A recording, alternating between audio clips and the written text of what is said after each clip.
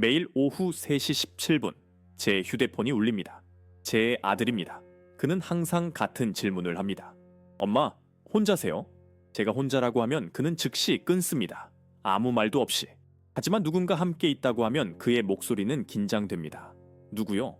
누가 거기 있어요? 6개월 동안 단 하루도 빠짐없이. 마치 제가 위험한 일을 하고 있다는 듯이. 어제 시아주버니가 15년 만에 제 집에 찾아왔습니다. 그녀의 눈은 붉었고 손은 떨렸습니다. 그리고 그 순간 아들의 전화가 왔습니다. 3시 17분 저는 선택해야 했습니다. 진실을 말할 것인가 아니면 거짓말을 할 것인가. 왜인지 모르게 저는 거짓말을 했습니다. 혼자야. 그날 밤 저는 깨달았습니다. 그 거짓말이 제 목숨을 구했다는 것을. 그리고 15년 동안 묻혀있던 끔찍한 진실이 드러나기 시작했습니다.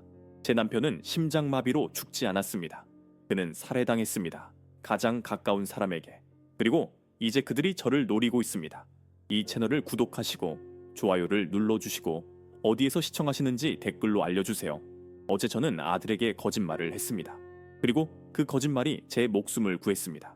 매일 오후 3시 17분 시계 바늘이 정확히 그 자리를 가리킬 때마다 제 휴대폰이 울립니다. 민준이입니다. 제 아들, 36살의 성공한 변호사. 그는 항상 같은 질문을 합니다. 엄마, 혼자세요? 제가 혼자야 라고 대답하면 그는 즉시 전화를 끊습니다. 아무 말도 없이. 안녕이라는 인사도 없이.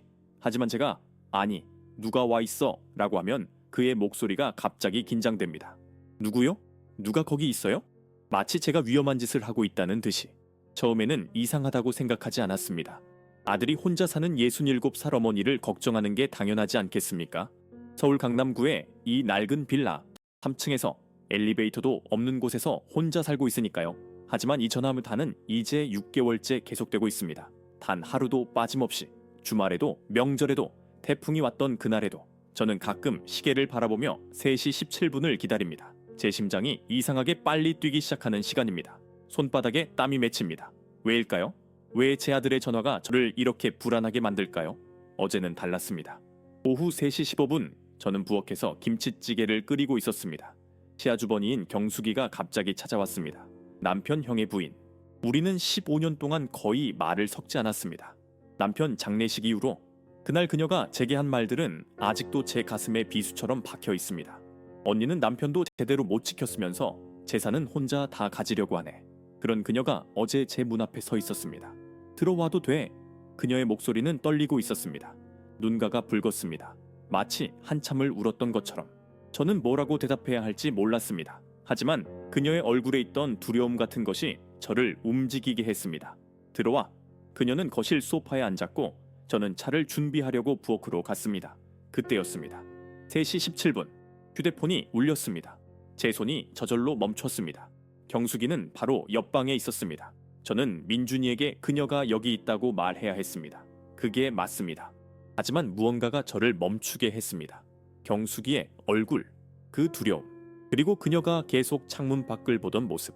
마치 누군가가 자기를 따라오는지 확인하는 것처럼 저는 전화를 받았습니다. 여보세요? 제 목소리는 평소보다 더 떨렸습니다. 엄마, 혼자세요? 민준이의 목소리, 언제나처럼 긴장되어 있습니다. 저는 경숙이가 앉아있는 거실을 봤습니다. 그녀는 고개를 숙이고 있었습니다. 그녀의 어깨가 떨리고 있었습니다. 혼자야. 거짓말이 제 입에서 나왔습니다. 그 순간 이상한 일이 일어났습니다. 민준이가 전화를 끊지 않았습니다. 보통은 즉시 끊는데 대신 3초 정도의 침묵이 흘렀습니다. 그 침묵 속에서 저는 뭔가 잘못되었다는 것을 느꼈습니다. 제 등에 소름이 돋았습니다. 정말요? 민준이가 물었습니다. 그의 목소리에는 제가 한 번도 들어보지 못한 무언가가 있었습니다. 의심? 안도감? 아니면 실망? 그래, 왜 그러니? 제 심장이 미친 듯이 뛰었습니다. 아무것도 아니에요. 나중에 다시 전화할게요. 그는 끊었습니다. 저는 휴대폰을 들고 멍하니 서 있었습니다. 제 손이 떨리고 있었습니다. 왜 거짓말을 했을까요? 왜 경숙이가 여기 있다고 말하지 않았을까요? 그리고 왜 민준이의 반응이 그렇게 이상했을까요? 저녁 12시쯤 경숙이가 떠난 후 제 휴대폰이 다시 울렸습니다. 민준이었습니다. 엄마, 오늘 밤 우리 집에서 주무세요. 그의 목소리는 명령조였습니다. 왜? 무슨 일 있니? 그냥요? 엄마 혼자 계시는 게 걱정돼서요. 하지만 민준이는 지난 6개월 동안 단 한 번도 저를 자기 집으로 초대한 적이 없었습니다. 심지어 추석 때도 저는 혼자 밥을 먹었습니다. 저는 그날 밤 민준이 집에 갔습니다.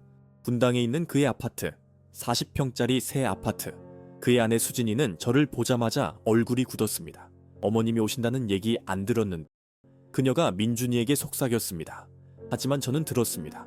그날 밤 저는 게스트룸에 누워 있었습니다. 새벽 2시쯤 거실에서 나는 소리에 잠이 깼습니다.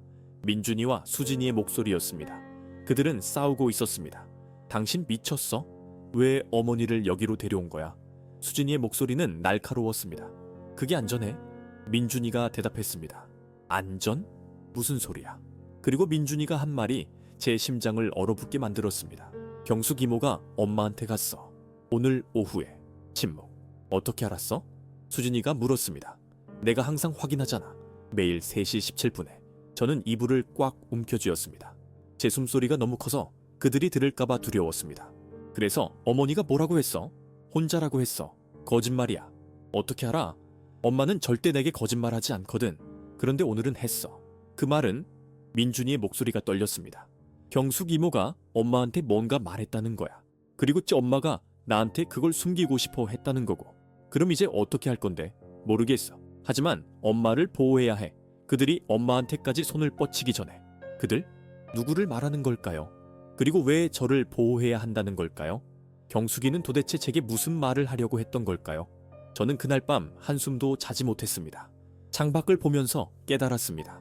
제가 거짓말을 하지 않았다면, 제가 경숙이가 있다고 말했다면 오늘 밤 제가 이 침대에 누워 있을 수 있었을까요? 아니면 제 낡은 빌라의 침대에 누워서 영영 깨어나지 못했을까요? 아침 햇살이 게스트룸 커튼 사이로 스며들었습니다. 하지만 저는 이미 깨어 있었습니다. 사실 잠을 잔 적이 없었으니까요. 제 눈은 천장을 응시하고 있었고 어젯밤 들었던 대화가 머릿속에서 계속 맴돌았습니다. 그들이 엄마한테까지 손을 뻗치기 전에 민준이의 그 말, 누구를 말하는 걸까요? 제 몸은 침대 위에 누워 있었지만 제 마음은 15년 전으로 돌아가 있었습니다. 남편 재혁이의 장례식, 그날 비가 왔습니다. 장례식장 밖 주차장에서 경숙이가 제게 다가왔을 때 그녀의 눈에는 눈물이 아니라 분노가 있었습니다. 언니, 우리 좀 얘기해요. 그녀가 제 팔을 잡았습니다. 너무 세게. 나중에 그 자리에 멍이 들었습니다. 재혁 오빠가 우리 집에 투자한 돈 알죠? 3억. 저는 고개를 끄덕였습니다. 알고 있었습니다. 재혁이는 형을 많이 아꼈습니다. 그 돈 돌려받을 거예요. 당장. 경숙이의 목소리는 차가웠습니다. 하지만 그건 투자였잖아요. 사업이 아직... 사업? 그게 사업이었어요? 재혁 오빠는 그냥 우리한테 돈을 준 거예요. 이제 오빠도 없는데 언니가 다 가져갈 거예요. 그날 이후로 우리는 법정에서 만났습니다. 2년 동안. 결국 제가 이겼습니다. 투자 계약서가 명확했으니까요. 하지만 그 승리는 가족을 잃는 대가를 치렀습니다.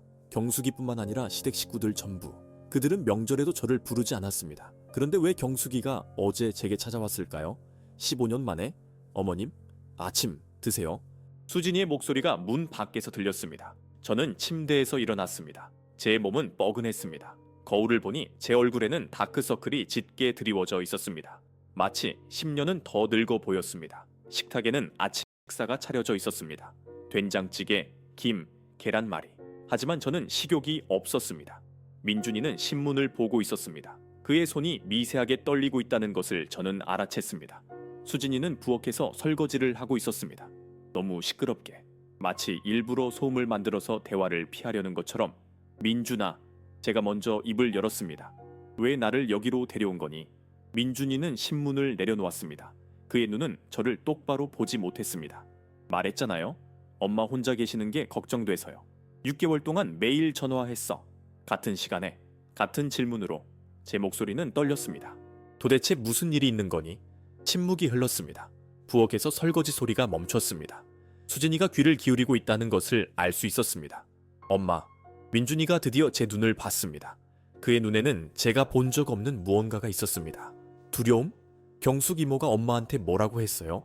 제 심장이 빨리 뛰기 시작했습니다. 아무 말도 안 했어. 그냥 차를 마시고 갔어. 거짓말하지 마세요. 민준이의 목소리가 날카로워졌습니다. 엄마는 나에게 거짓말을 못해요. 나는 알아요.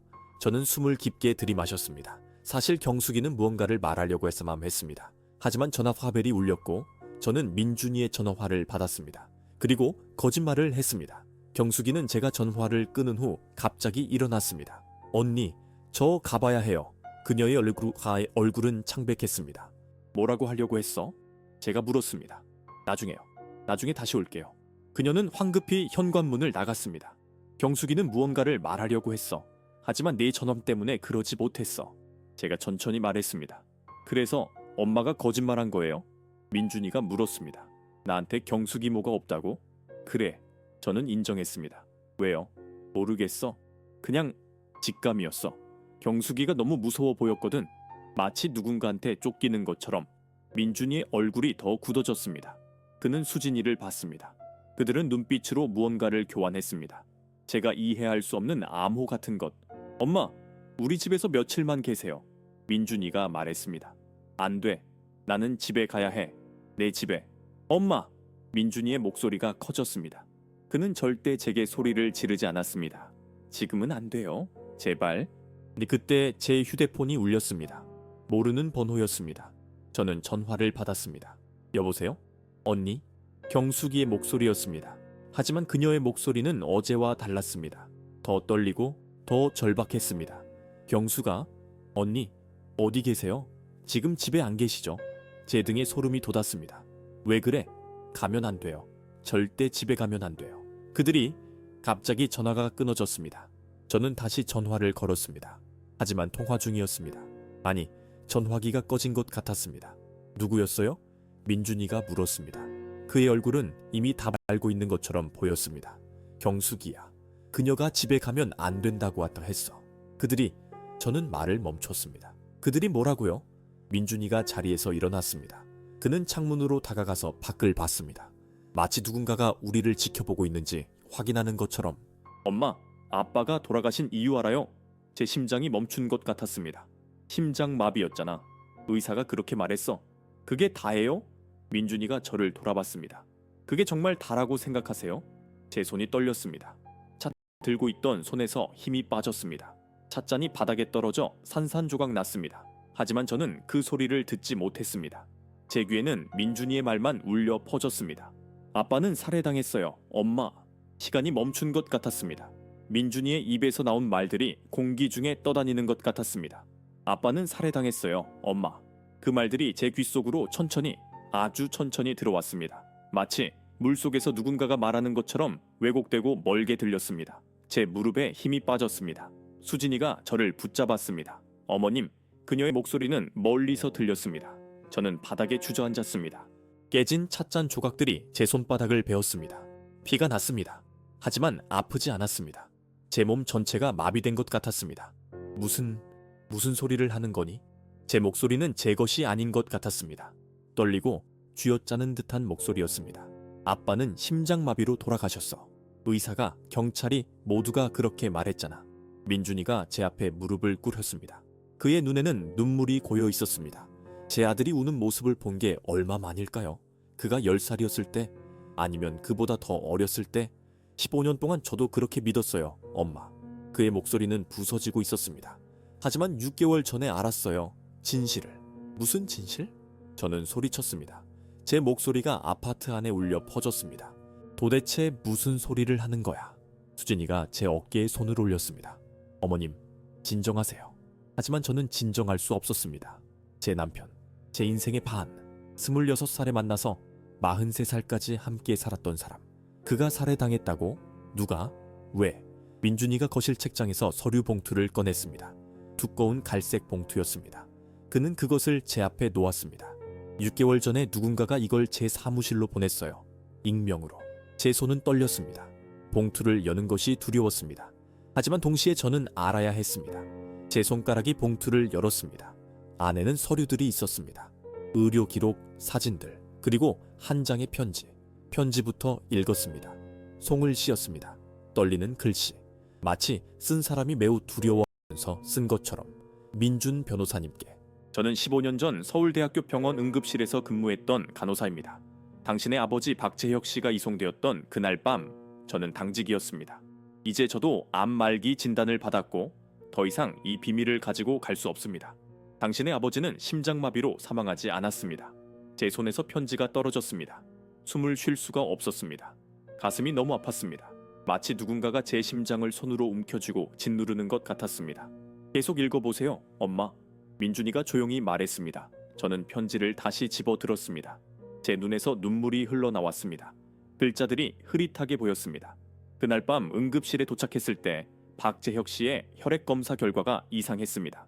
디곡신 수치가 비정상적으로 높았습니다. 디곡신은 심장약이지만 과다 복용하면 심장마비를 유발합니다. 담당 의사에게 보고했지만 그는 무시했습니다. 환자가 원래 심장 질환이 있었다고만 기록하라고 했습니다. 그때 저는 이상하다고 생각했지만 젊은 간호사였던 저는 감히 의사의 판단을 의심할 수 없었습니다. 하지만 그날 밤 2명의 남자가 병원에 왔습니다. 그들은 의사와 따로 대화를 나눴고 의사는 그 후 모든 기록을 수정했습니다. 디곡신에 대한 언급은 완전히 사라졌습니다.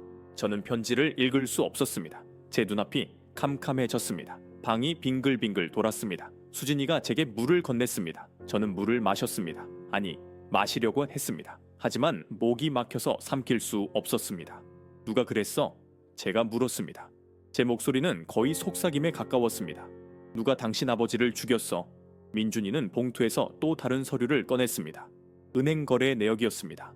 아빠가 돌아가시기 한 달 전 큰아버지 회사 계좌에서 5천만 원이 인출되었어요. 현금으로. 그리고 그 돈은 어디로 갔는지 추적이 안 돼요. 큰아버지, 재혁이의 형, 경숙이의 남편. 안 돼. 제가 고개를 저었습니다.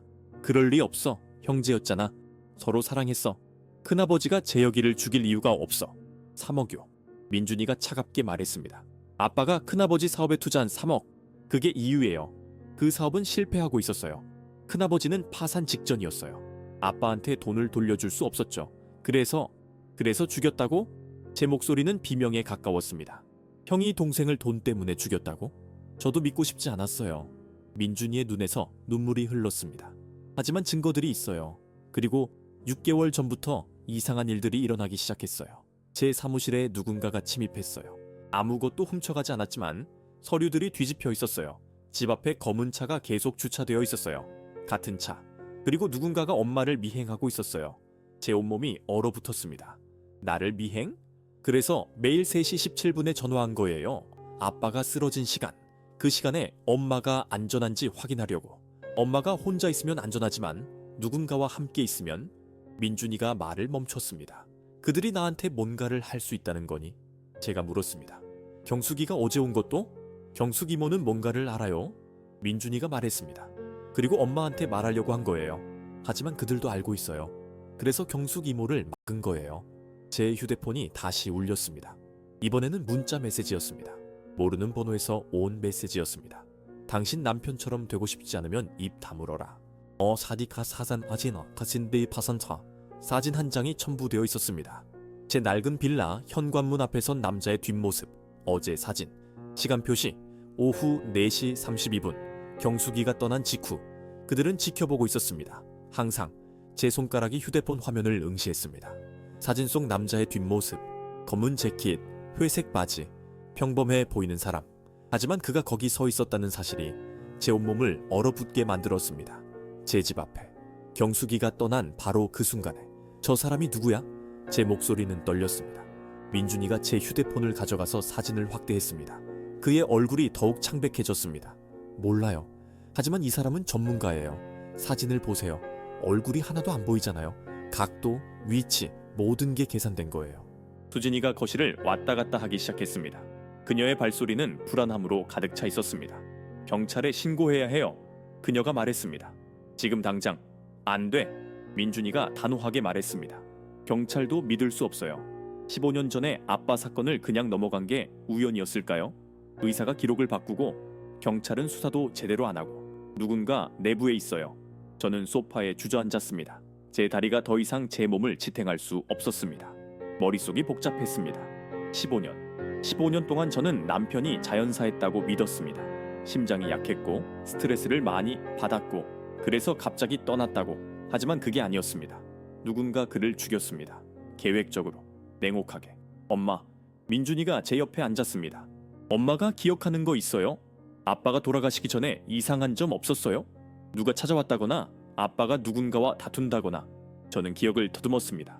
15년 전 그날들 재혁이는 그때 많이 피곤해 보였습니다. 사업 때문이라고 했습니다.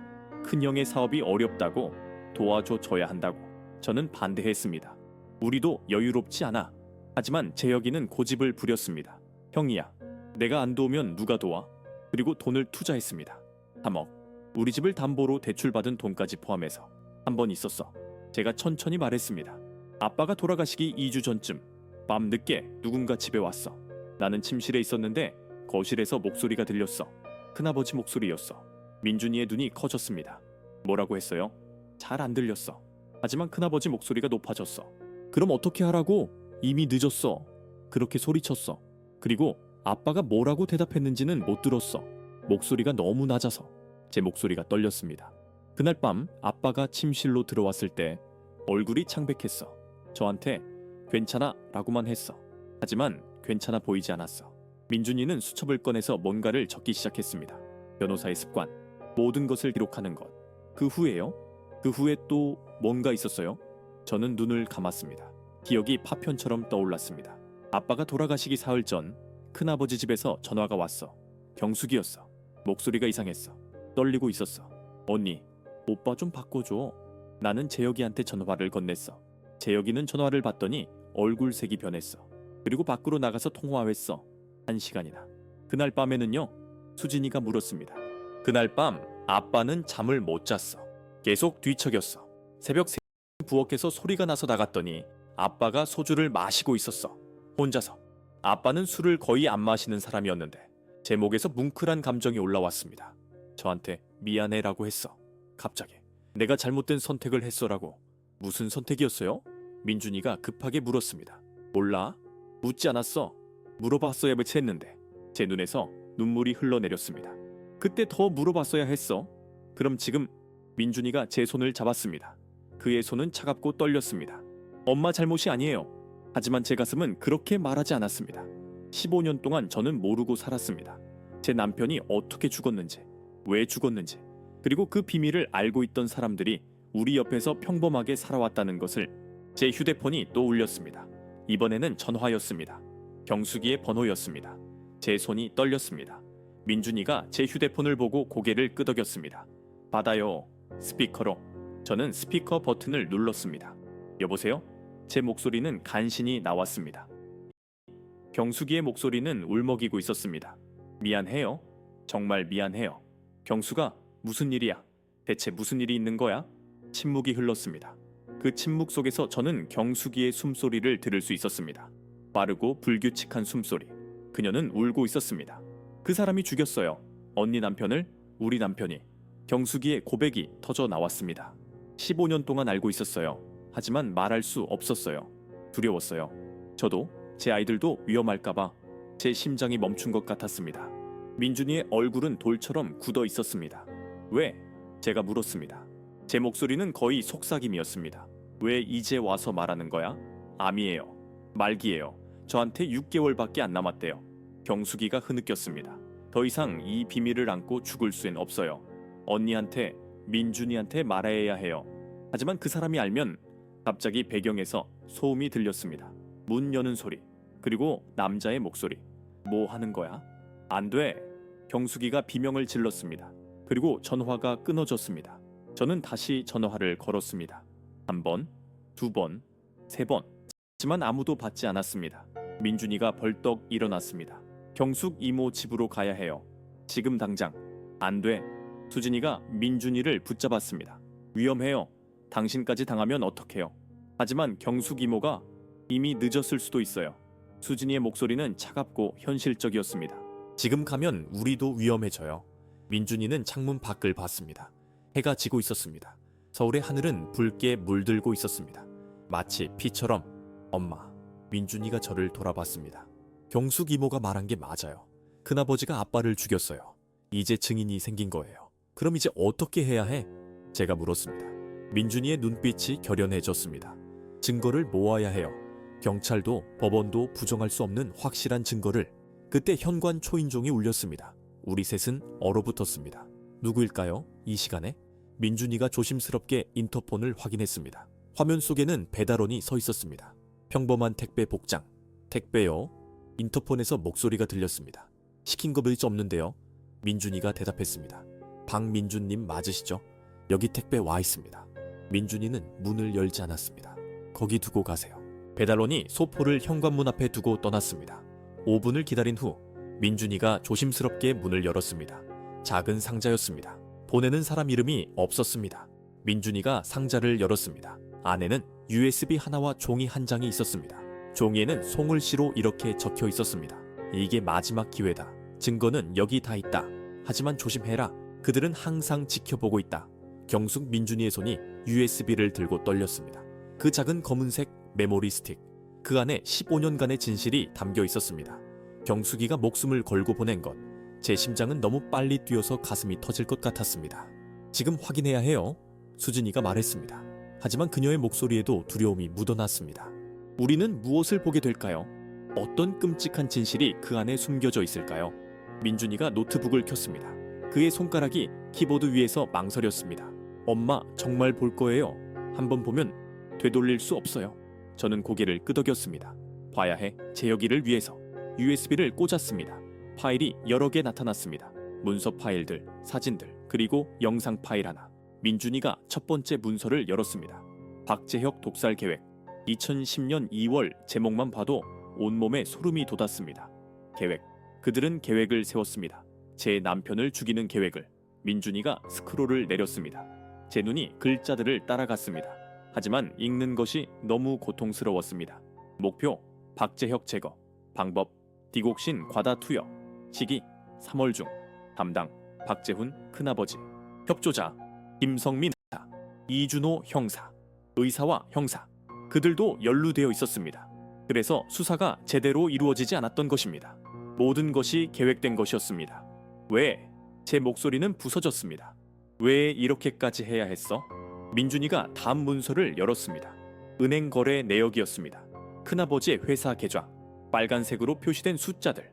마이너스 12억. 재혁이가 투자한 3억뿐만 아니라 은행 대출, 사채까지. 큰아버지는 파산 직전이었습니다. 아빠가 돈을 돌려달라고 했나 봐요. 민준이가 조용히 말했습니다. 그래서 큰아버지가 다른 방법을 선택한 거예요. 형제였는데 제가 흐느꼈습니다. 어떻게 형제를... 다음 파일은 사진이었습니다. 병원 응급실. 재혁이가 침대에 누워 있었습니다. 제가 본 마지막 모습. 창백한 얼굴, 감긴 눈. 하지만 이 사진은 제가 찍은 것이 아니었습니다. 각도가 달랐습니다. 누군가 다른 사람이 찍은 것입니다. 사진 아래에 메모가 있었습니다. 2010년 3월 17일 오후 3시 17분. 사망 확인. 3시 17분. 그래서 민준이가 매일 그 시간에 전화했던 것입니다. 아빠가 떠난 그 정확한 시간에. 다음 파일 열어봐요. 수진이가 말했습니다. 그녀의 얼굴도 창백했습니다. 민준이가 영상 파일을 클릭했습니다. 화면이 켜졌습니다. 어두운 방이었습니다. 카메라가 흔들렸습니다. 누군가 몰래 촬영하고 있는 것 같았습니다. 그리고 두 남자의 목소리가 들렸습니다. 확실해? 흔적이 안 남아. 큰아버지의 목소리였습니다. 제가 15년 동안 들어왔던 그 목소리. 명절마다 가족 모임마다 들었던 목소리.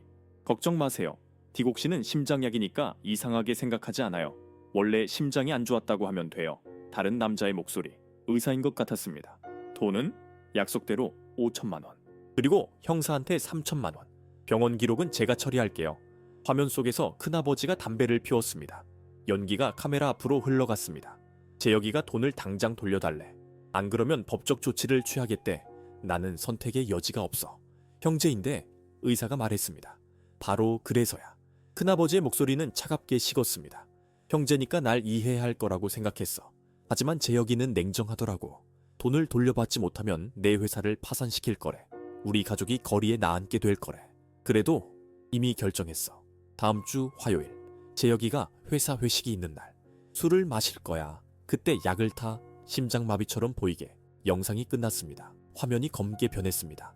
하지만 저는 그 검은 화면을 계속 응시했습니다. 제 남편의 죽음이 그렇게 계획되었습니다. 차갑고 계산적이고 무자비하게. 이 영상은 누가 찍은 거야? 제가 물었습니다. 제 목소리는 기계적이었습니다. 감정이 너무 벅차서 오히려 아무것도 느껴지지 않았습니다. 경숙이 뭐예요? 민준이가 마지막 문서를 열었습니다. 경숙이가 쓴 편지였습니다. 민준아, 미안해. 고모가 너무 미안해. 나는 그날 밤 우연히 그들의 대화를 들었어. 남편의 서재에서. 나는 너무 충격을 받아서 휴대폰으로 몰래 녹음했어. 하지만 말할 수 없었어. 남편이 나를 위협했어. 네가 말하면 너와 아이들도 위험하다고. 나는 겁쟁이였어. 15년 동안 이 비밀을 안고 살았어. 너희 엄마 얼굴을 볼 때마다 죽고 싶었어. 하지만 이제 나한테 시간이 없어. 암이 온몸에 퍼졌어. 죽기 전에 이것만큼은 바로잡고 싶어. 이 증거들로 경찰에 가. 그리고 네 아버지의 억울함을 풀어줘. 나는 이미 남편에게서 도망쳤어. 그가 날 찾기 전에 이걸 보내야 해. 마지막으로 언니한테 전해줘. 정말 미안하다고. 내가 용서받을 수 없다는 걸 알아. 하지만 이것만큼은 꼭 해야 했어. 편지는 거기서 끝났습니다. 민준이의 눈에서 눈물이 흘렀습니다. 저도 울었습니다. 수진이도 울었습니다. 우리는 한참 동안 아무 말도 하지 못했습니다. 경숙 이모한테 전화해봐요. 수진이가 말했습니다. 민준이가 경숙이의 번호로 전화를 걸었습니다. 하지만 통화가 되지 않았습니다. 연결할 수 없습니다. 라는 기계음만 흘러나왔습니다. 큰아버지 집으로 가봐야 해요. 민준이가 말했습니다. 안 돼. 저는 민준이를 붙잡았습니다. 위험해. 네가 거기 가면 너도... 엄마. 민준이가 제 손을 잡았습니다. 아빠는 혼자 갔어요. 아무도 모르게 죽었어요. 하지만 경숙 이모는 우리를 위해 이 증거를 보냈어요. 저는 가만히 있을 수 없어요. 그때 민준이의 휴대폰이 울렸습니다. 모르는 번호였습니다. 민준이가 전화를 받았습니다. 여보세요? 민준 씨죠? 낯선 남자의 목소리였습니다. 저는 서울경찰청 강력계 박형준 형사입니다. 이경숙 씨와 관련해서 연락드렸습니다. 민준이의 얼굴이 창백해졌습니다. 경숙 이모가 무슨 일 있나요? 침묵이 흘렀습니다. 그 짧은 침묵이 영원처럼 느껴졌습니다. 죄송하지만 이경숙 씨가 오늘 오후 자택에서 사망한 차에 발견되었습니다. 제 세상이 무너졌습니다. 경숙이, 진실을 말하려고 했던 그녀, 용기를 냈던 그녀, 이제 그녀도 떠났습니다. 사인이 뭐예요? 민준이의 목소리는 떨렸습니다. 그게... 형사가 말을 머뭇거렸습니다. 현장 상황이 좀 이상합니다. 자살로 보이긴 하는데 몇 가지 의문점이 있어서요. 민준 씨, 혹시 경찰서에 한번 와주실 수 있을까요? 민준이는 저를 봤습니다. 저는 고개를 끄덕였습니다. 이제 돌이킬 수 없었습니다. 진실은 이미 시작되었습니다. 서울경찰청 강력계 사무실은 형광등 불빛으로 가득했습니다. 차갑고 날카로운 빛, 제 눈이 아팠습니다. 아니면 지난 이틀 동안 한숨도 제대로 자지 못해서 그런 것일 수도 있었습니다. 민준이는 제 옆에 앉아 있었고 수진이는 복도에서 기다리고 있었습니다.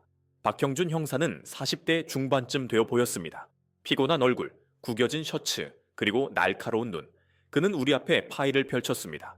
경숙이의 사진이 보였습니다. 하지만 저는 차마 제대로 볼 수 없었습니다. 이경숙 씨는 오늘 오후 5시 32분경 자택 욕실에서 발견되었습니다. 형사가 말했습니다. 그의 목소리는 감정이 없었습니다. 수없이 이런 이야기를 해왔을 형사의 목소리. 손목에 자해 흔적이 있었고 수면제 과다 복용 흔적도 있었습니다. 현장에는 유서도 있었습니다. 유서요? 민준이가 물었습니다. 형사가 비닐봉지에 든 종이를 꺼냈습니다. 경숙이의 송을 씌었습니다. 하지만 뭔가 이상했습니다. 글씨가 평소와 달랐습니다. 더 흔들리고 더 불안정했습니다. 더 이상 이 고통을 견딜 수 없습니다. 암 투병도 힘들고 경제적인 어려움도 너무 큽니다. 가족들에게 미안합니다. 이렇게 적혀 있습니다. 형사가 읽어주었습니다. 이상해요. 민준이가 말했습니다. 경숙 이모는 오늘 오후 3시에 저희 엄마한테 전화했어요. 그때 목소리가 이상했어요. 두려워하는 목소리였어요. 형사의 눈빛이 날카로워졌습니다. 무슨 내용이었나요? 민준이는 저를 봤습니다. 저는 고개를 끄덕였습니다. 이제 말해야 할 때였습니다. 제 남편 박재혁이 15년 전에 돌아가셨어요. 심장마비로 알려졌죠. 하지만 경숙사 씨는 제게 진실을 말하려고 했어요. 제 남편이 살해당했다고. 형사의 표정이 변했습니다. 살해요? 15년 전 사건이요? 네. 민준이가 가방에서 USB를 꺼냈습니다.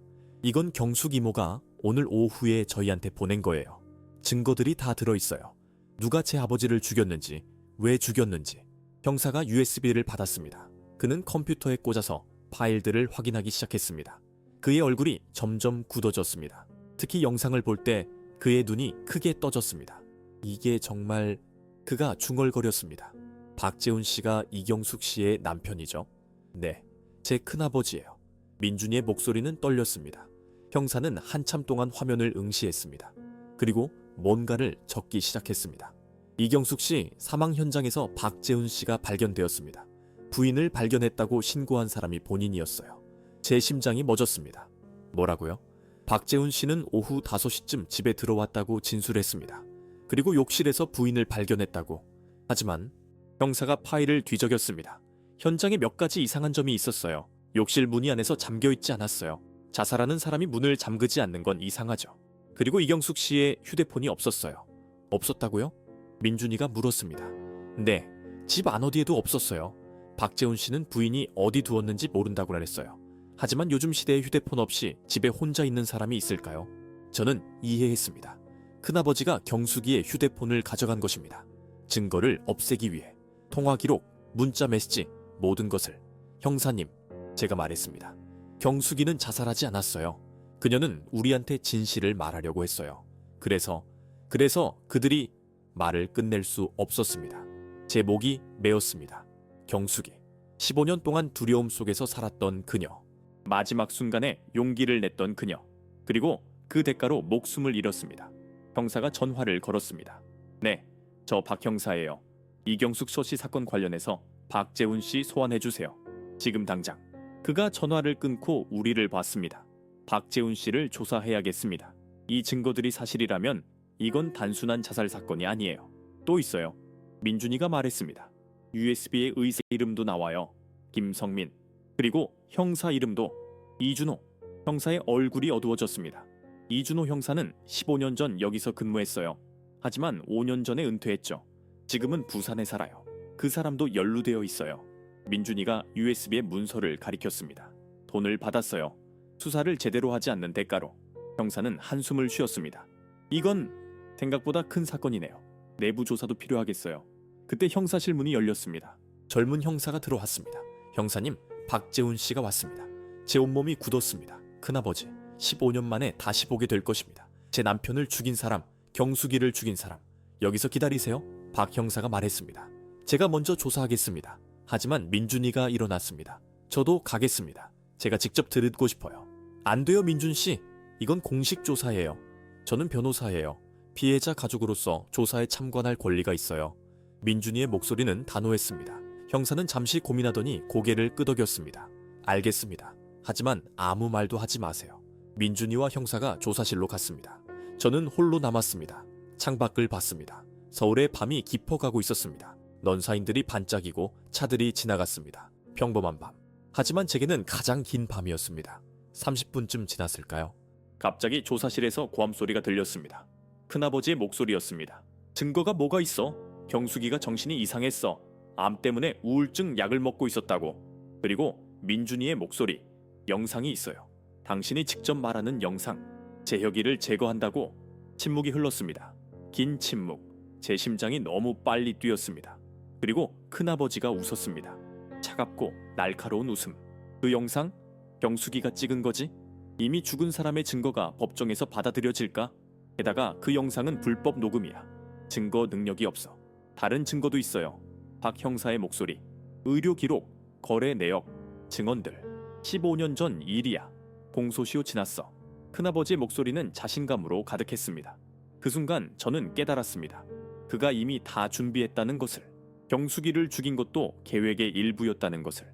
유일한 증인을 없애고 증거를 무효화하고 그리고 또다시 빠져나갈 것입니다. 조사실 문이 열렸습니다. 큰아버지가 나왔습니다. 그는 저를 봤습니다. 제 눈을 똑바로 봤습니다. 그리고 미소를 지었습니다. 천천히, 의미심장하게. 형수님, 오랜만이에요. 그의 목소리는 부드러웠습니다. 슬픈 일이네요. 경숙이가 그렇게 갈 줄은 몰랐어요. 암 때문에 많이 힘들어했거든요. 저는 말할 수 없었습니다. 분노와 증오가 목을 막았습니다. 이 사람이 제 남편을 죽였습니다. 그리고 지금 제 앞에서 태연하게 거짓말을 하고 있습니다. 조심하세요, 형수님. 큰아버지가 제 곁을 지나가며 속삭였습니다. 제 여기처럼 되고 싶지 않으시면.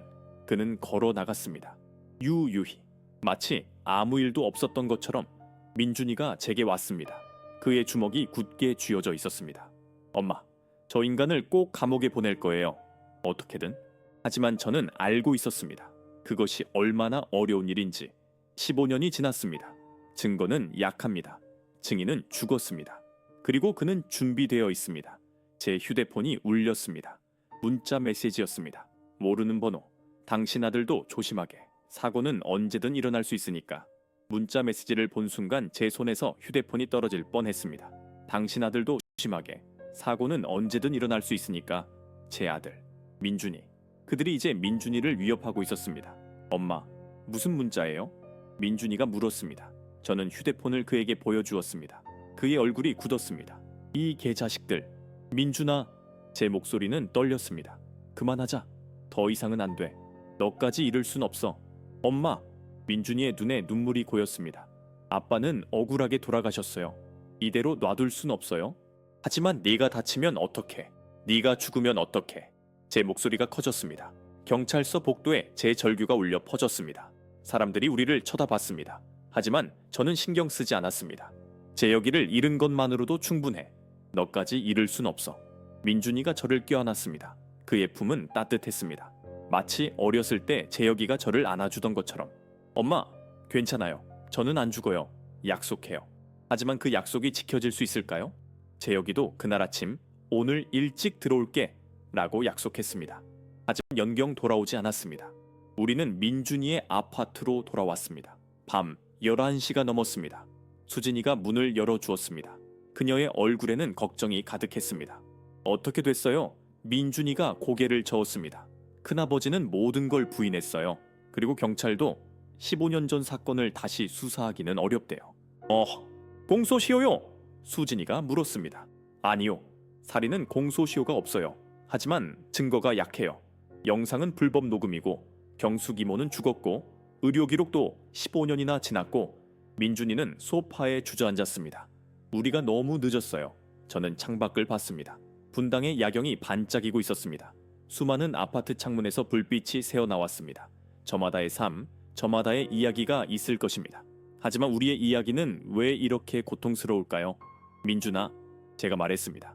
나한테 생각이 있어. 민준이가 저를 봤습니다. 무슨 생각이요? 큰아버지를 직접 만나야 해. 나 혼자서. 안 돼요! 민준이와 수진이가 동시에 소리쳤습니다. 위험해요, 엄마. 민준이가 말했습니다. 큰아버지가 뭘 할지 몰라요. 바로 그거야. 저는 그들을 봤습니다. 그가 뭔가를 하게 만들어야 해. 실수를 하게. 증거를 남기게. 무세운 소리예요? 수진이가 물었습니다. 저는 제 계획을 설명했습니다. 위험한 계획. 하지만 유일한 방법일 수도 있는 계획. 민준이는 고개를 저었습니다. 너무 위험해요. 엄마가 직접 미끼가 되겠다는 거잖아요. 다른 방법이 있니? 제가 물었습니다. 경찰은 움직이지 않아. 증거는 약해. 우리에게 남은 건 이것뿐이야. 그날 밤 저는 잠들지 못했습니다. 계획을 계속 생각했습니다. 재혁이를 생각했습니다. 그가 마지막으로 제게 했던 말. 미안해. 내가 잘못된 선택을 했어. 이제야 그 말의 의미를 알 것 같았습니다. 그는 알고 있었던 것입니다. 큰형이 위험하다는 것을. 하지만 형제 때문에, 가족이라는 이름 때문에 망설였던 것입니다. 다음날 아침 저는 큰아버지에게 전화를 걸었습니다. 손이 떨렸습니다. 전화벨이 3번 울렸습니다. 그리고 그가 받았습니다. 여보세요? 큰아버지의 목소리는 차가웠습니다. 도련님, 저예요. 박수연. 제 목소리는 최대한 차분하게 유지하려고 했습니다. 아, 형수님. 무슨 일이세요? 만나서 얘기했으면 해요. 둘이서만. 침묵이 흘렀습니다. 저는 그가 계산하고 있다는 것을 알 수 있었습니다. 무슨 얘기를요? 도련님도 아시잖아요. 우리 사이에 해결해야 할 게 많아요. 그렇군요. 그의 목소리에 미소가 묻어났습니다. 자신감 있는 미소. 좋아요. 어디서 만날까요? 남산타워 밑에 카페 있잖아요. 거기서 만나요. 오늘 오후 2시. 알겠습니다. 형수님. 전화를 끊었습니다. 제 심장이 미친 듯이 뛰었습니다. 민준이가 제 옆에 서 있었습니다. 그는 작은 녹음기를 제게 건넸습니다. 엄마, 이거 5단에 숨기세요. 제가 밖에서 대기하고 있을게요. 뭔가 이상하면 바로 들어갈게요. 고마워, 아들. 저는 민준이를 안았습니다. 혹시 이게 마지막일지도 모른다는 생각이 들었습니다. 오후 2시, 남산타워 밑 카페. 저는 창가 자리에 앉아 있었습니다. 밖에서는 관광객들이 사진을 찍고 있었습니다. 웃고 행복해 보였습니다. 저도 한때는 저랬습니다. 재혁이와 함께 이곳에 왔었습니다. 민준이가 5살 때 큰아버지가 들어왔습니다. 그는 여전히 잘 차려입고 있었습니다. 값비싼 정장, 반짝이는 구두. 하지만 그의 눈은 차갑고 경계하고 있었습니다. 형수님, 오랜만이네요. 그가 제 앞에 앉았습니다. 커피를 주문했습니다. 마치 평범한 가족 모임처럼 경숙이 장례식은 언제예요? 제가 먼저 물었습니다. 올해요. 조촐하게 치를 거예요. 그의 목소리에는 슬픔이 없었습니다. 당신이 죽였죠. 저는 조용히 말했습니다. 경숙이를. 그가 웃었습니다. 경수님, 조심하세요. 그런 말은 명예훼손이에요. 재혁이도 당신이 죽였어요. 증거가 있나요? 그가 커피를 한 모금 마셨습니다. 법정에서 인정될 만한 증거? 왜 그랬어요? 제 목소리가 떨렸습니다. 형제였잖아요. 어떻게 동생을 죽일 수 있어요? 형제. 그가 비웃었습니다. 형제라는 게 뭔데요? 재혁이는 저를 이해하지 못했어요.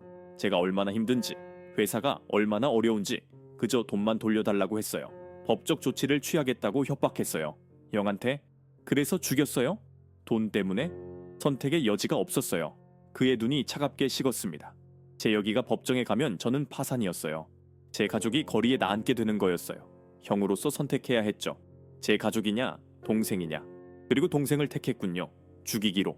형수님도 이해하실 거예요. 어머니로서. 자식을 위해서라면 뭐든 하잖아요. 그가 제 눈을 봤습니다. 민준이를 위해서라면 형수님도 뭐든 하시지 않나요? 위협이었습니다. 노골적인 위협. 경숙이는요? 제가 물었습니다. 그녀도 당신 가족이었잖아요. 경숙이는 배신했어요. 그의 목소리가 차가워졌습니다. 15년 동안 비밀을 지켰어야 했어요. 하지만 암에 걸리니까 갑자기 양심이 생기더라고요. 민준이한테 증거를 보냈어요. 그건 용서할 수 없는 일이었죠. 그래서 죽였어요. 자살이었어요. 형수님, 경찰도 그렇게 결론 내렸잖아요. 그가 미소 지었습니다. 슬픈 일이지만 어쩔 수 없었어요. 제 손이 떨렸습니다. 녹음기가 모든 것을 녹음하고 있었습니다. 자백, 그의 자백. 형수님, 그가 몸을 앞으로 기울였습니다. 똑똑하게 행동하세요. 민준이를 생각하세요. 사고는 정말 언제든 일어날 수 있어요. 브레이크 고장, 가스 폭발, 계단에서 넘어지기, 방법은 많아요. 위협하는 거예요? 충고예요. 가족으로서. 그가 일어났습니다. 좋은 하루 되세요, 형수님. 그리고 기억하세요.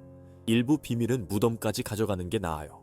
그가 걸어 나갔습니다. 저는 자리에 앉아 있었습니다. 온몸이 떨렸습니다. 하지만 동시에 안도감도 느꼈습니다. 녹음했습니다. 모든 것을. 민준이가 카페로 들어왔습니다. 엄마, 괜찮아요? 저는 고개를 끄덕이고 녹음기를 꺼냈습니다. 다 녹음했어. 민준이는 녹음기를 들었습니다. 그리고 재생했습니다. 큰아버지의 목소리가 흘러나왔습니다. 선택의 여지가 없었어요. 재혁이가 법정에 가면 저는 파산이었어요. 이걸로 충분해요. 민준이의 눈에 희망이 보였습니다. 경찰에 가요. 지금 당장. 박형준 형사는 녹음을 3번 들었습니다. 그의 얼굴은 점점 더 굳어졌습니다. 마지막 재생이 끝났을 때 그는 한숨을 쉬었습니다. 이건 결정적이에요. 체포할 수 있어요? 민준이가 물었습니다. 그의 목소리에는 간절함이 묻어났습니다. 할 수 있어요. 자백이 명확해요.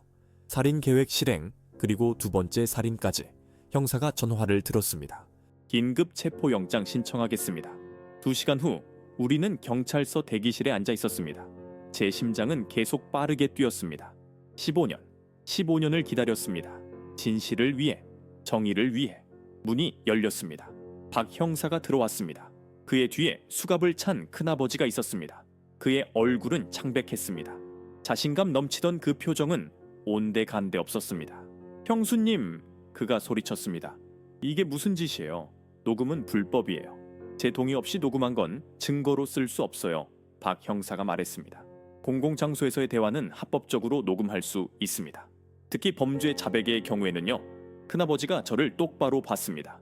그의 눈에는 증오가 가득했습니다. 형수님이 날 함정에 빠뜨린 거군요. 가족을. 가족? 제 목소리가 떨렸습니다. 당신이 우리를 가족이라고 생각한 적이 있었나요? 동생을 죽이면서? 부인을 죽이면서? 저는 제 가족을 지킨 거예요. 그가 소리쳤습니다. 제 아이들을, 제 아내를 죽이면서요. 민준이가 끼어들었습니다. 경숙 이모는 당신 아내였어요. 하지만 당신은 그녀를 죽였어요. 입을 막기 위해서. 큰아버지는 입을 다물었습니다. 더 이상 변명할 말이 없었습니다. 형사들이 그를 끌고 갔습니다. 그는 복도를 지나가면서 계속 뒤를 돌아봤습니다. 저를 보면서. 마치 저를 저주하는 것처럼. 하지만 저는 두렵지 않았습니다. 이제 끝났습니다. 다음날 뉴스에 나왔습니다.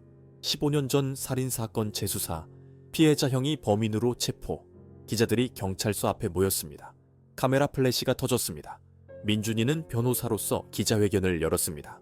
제 아버지 박재혁은 15년 전 살해당했습니다. 하지만 진실은 묻혔습니다. 돈과 권력 때문에 오늘 정의가 실현되었습니다. 늦었지만 저는 TV로 기자회견을 봤습니다. 민준이의 모습이 화면에 가득 찼습니다. 그는 당당했습니다. 아버지를 닮았습니다. 재혁이도 저렇게 당당한 사람이었습니다. 일주일 후 재판이 시작되었습니다. 서울중앙지방법원. 저는 방청석에 앉았습니다. 큰아버지는 피고인석에 앉아 있었습니다. 그는 많이 늙어 보였습니다. 일주일 만에 머리카락이 많이 새었습니다. 검사가 증거를 제시했습니다. USB의 영상, 의료기록, 거래 내역, 그리고 녹음 파일 하나하나가 그의 죄를 증명했습니다. 변호인이 항변했습니다. 영상은 불법 녹음입니다. 증인 이경숙은 이미 사망했습니다. 증언할 수 없습니다. 하지만 검사가 반박했습니다. 이경숙 씨의 죽음 자체가 피고인의 범죄를 증명합니다. 증거 인멸을 위한 살인입니다. 재판은 2달 동안 계속되었습니다. 그동안 더 많은 증거가 나왔습니다. 은퇴한 이준호 형사가 자백했습니다. 돈을 받았습니다. 수사를 제대로 하지 않는 대가로 의사 김성민도 자백했습니다. 의료 기록을 조작했습니다. 양심의 가책에 15년 동안 시달렸습니다. 하나둘씩 진실이 드러났습니다. 15년 동안 숨겨졌던 진실이 판결일 법정은 사람들로 가득했습니다. 기자들, 방청객들, 그리고 우리 가족, 저와 민준이, 수진이, 판사가 들어왔습니다. 모두가 일어났습니다. 피고인 박재훈, 일어서세요. 큰아버지가 일어났습니다. 그의 다리가 떨리고 있었습니다. 판사가 판결문을 읽기 시작했습니다. 피고인은 2010년 3월 17일 친동생 박재혁을 살해했습니다. 계획적이고 잔인한 범죄였습니다. 또한 2025년 11월 16일 부인 이경숙을 살해했습니다. 증거 인멸을 위해 본 법원은 피고인에게 무기징역을 선고합니다. 무기징역. 큰아버지의 다리에서 힘이 빠졌습니다. 그는 바닥에 주저앉았습니다. 안 돼! 안 돼! 그가 중얼거렸습니다. 저는 눈물을 흘렸습니다. 하지만 슬픔의 눈물이 아니었습니다. 안도의 눈물이었습니다. 15년 만에 재혁이가 편히 쉴 수 있게 되었습니다. 법정을 나왔습니다. 밖에는 기자들이 기다리고 있었습니다. 민준이가 제 손을 잡았습니다. 엄마, 기자들한테 한마디 하실래요? 저는 고개를 끄덕였습니다. 마이크가 제 앞으로 쏟아졌습니다. 15년 동안 저는 남편이 자연사했다고 믿었습니다. 제 목소리는 떨렸습니다. 하지만 그는 살해당했습니다. 가장 가까운 사람에게 가족이라는 이름으로 오늘 정의가 실현되었습니다. 늦었지만 왔습니다. 제 남편 재혁, 그리고 용기를 낸 경숙 씨를 위해 감사합니다. 한 달 후 저는 재혁이의 묘지를 찾았습니다. 서울 추모공원, 가을이었습니다. 나무잎이 떨어지고 있었습니다. 붉고 노란 나무잎들. 묘비 앞에 앉았습니다. 재혁아, 나야, 수연이. 제 목소리는 바람에 실려 날아갔습니다. 미안해. 15년이나 걸렸어. 진실을 밝히는데. 하지만 이제 끝났어. 당신을 죽인 사람이 감옥에 갔어. 평생 나오지 못할 거야. 바람이 불었습니다. 나무잎이 제 옆에 떨어졌습니다. 마치 재혁이가 대답하는 것 같았습니다. 괜찮아. 잘했어. 민준이가 당신을 닮았어. 정의롭고 용감하고 강해. 당신이 자랑스러워할 아들이야. 제 눈에서 눈물이 흘렀습니다. 그리고 나도 강해졌어. 당신이 없어도 살 수 있어. 하지만 여전히 당신이 그리워. 묘지에서 돌아오는 길, 민준이가 제게 물었습니다. 엄마, 후회해요? 큰아버지를 감옥에 보낸 것. 저는 고개를 저었습니다. 아니, 그는 선택했어. 돈을 선택했고 자기 자신을 선택했어. 그 대가를 치르는 거야. 엄마는 용감해요. 아니야. 저는 미소 지었습니다. 나는 그냥 어머니일 뿐이야. 당신을 지키려고 했던, 그리고 아빠의 명예를 지키려고 했던. 집에 도착했습니다. 제 낡은 빌라, 3층, 엘리베이터도 없는 곳. 하지만 이제는 두렵지 않았습니다. 매일 오후 3시 17분, 저는 시계를 봅니다. 재혁이가 떠난 그 시간. 하지만 이제 민준이는 전화하지 않습니다. 더 이상 제가 혼자인지 확인할 필요가 없으니까요. 어제 저는 아들에게 거짓말을 했습니다. 그 거짓말이 제 목숨을 구했습니다. 하지만 그것보다 더 중요한 것을 했습니다. 진실을 밝혔습니다. 15년 만에. 가끔 생각합니다. 만약 제가 그날 거짓말을 하지 않았다면, 만약 경숙이가 왔다고 말했다면 아마도 저는 지금 여기 없었을 것입니다. 하지만 운명은 이상합니다. 작은 거짓말 하나가 모든 것을 바꿨습니다. 오늘 저녁 민준이 가족이 저녁을 먹으러 왔습니다. 수진이가 김치찌개를 끓였습니다. 우리는 함께 밥을 먹었습니다. 웃고 이야기하고 평범한 가족처럼 식사 후 민준이가 제게 물었습니다. 엄마, 행복해요? 저는 고개를 끄덕였습니다. 응? 행복해. 이제. 그리고 정말 그랬습니다. 15년 만에 처음으로 저는 평화를 느꼈습니다. 재혁이도 이제 편히 쉴 수 있을 것입니다. 진실이 밝혀졌으니까요. 정의는 늦을 수 있습니다. 하지만 포기하지 않으면 참으면 결국 옵니다. 디엔드 때로는 작은 거짓말 하나가 모든 것을 바꿉니다.